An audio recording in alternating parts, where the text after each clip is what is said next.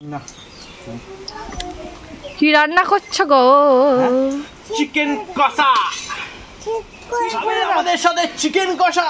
নন্টু ওইদিকে দেখ, এই যে তো এটা হচ্ছে কালী পুজোর পরের দিন, আর মাসিরা সবাই গেছিলো গঙ্গা স্নান করতে। আর আমাদের মেনুতে আজকে ছিল ভাত, তারপর হচ্ছে শাক চচ্চড়ি, তারপর ছিল ডাল, আলু ভাজা, মাছের একটু ওই কালিয়া টাইপের হয়েছিল, আর তারপর হচ্ছে মাংস তো ছিলই অবশ্যই, চিকেন, তারপর ছিল চাটনি, আর লাস্টে ছিল আইসক্রিম আর স্প্রাইট। আর এখানে পুচকিগুলো শুয়েছিল।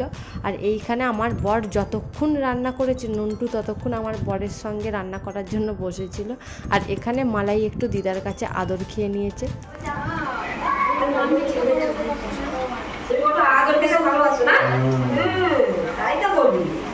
ওই জন্যই তো ও শুধু সবার কাছে দৌড়ে যাচ্ছে আদর খাবে।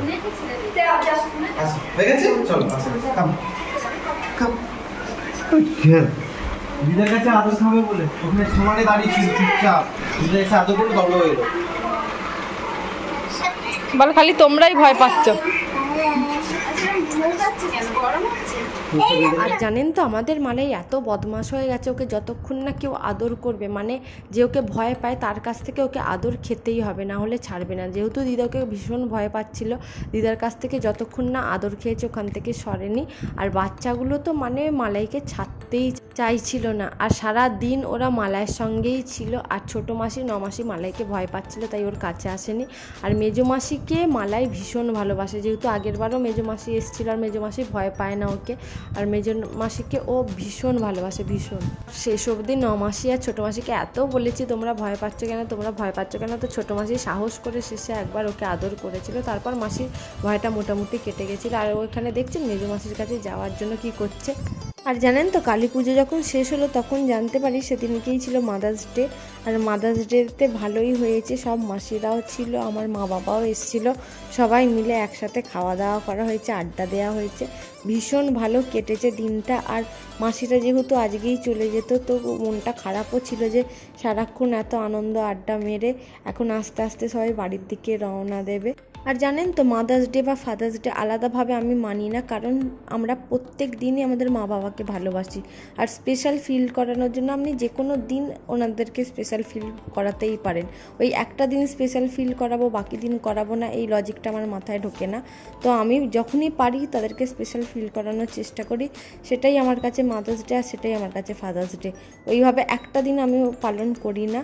এই যে বসে সবাই মিলে আনন্দ করছি, এটাও আমার কাছে মাদার্স ডে, যখনই আনন্দ করব সেটাই আমার কাছে মাদার্স ডে। তো তারপর সবার বাড়ি চলে যাওয়ার সময় এসেছিলো। আর এখানে মালাই কি করছে দেখছেন, যেতেই দিচ্ছিল না ওদেরকে, বেরোলেই ঘাউ ঘাউ ঘাউ ঘাউ করে চেঁচাচ্ছিল।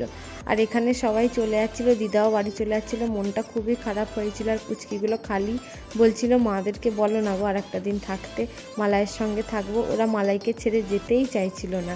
আর ছোটো মেশো যেহেতু এই প্রথমবার আমাদের কালী পুজোয় এসেছিলো, তো ছোটো মেশোর ভীষণ ভালো লেগেছে কালী পুজো। আর ছোটো মেশো অনেকদিন পর এসেও হচ্ছে, ছোটো মেশো সেইভাবে থাকে না, এবারে থেকেছে, ভীষণ আনন্দ করেছি সবাই মিলে। মেজো মাসির বাড়ি যেহেতু অনেকটাই দূর, মেজো মাসি বিকালবেলাই বেরিয়ে গেছিলো, আর মেশোরা সবাই মিলে সন্ধ্যেবেলার দিকে বেরিয়েছিল। তো আমার মাদার্স ডের দিনটা এরকমভাবেই কেটেছিল, আড্ডা মেরে হেসে খেলে খাওয়া দাওয়া করে পেট পুজো করে।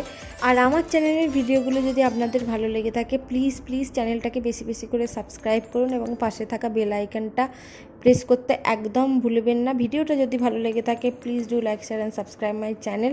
দেখা হচ্ছে অন্য আর একটা ভিডিও। Till then, tata.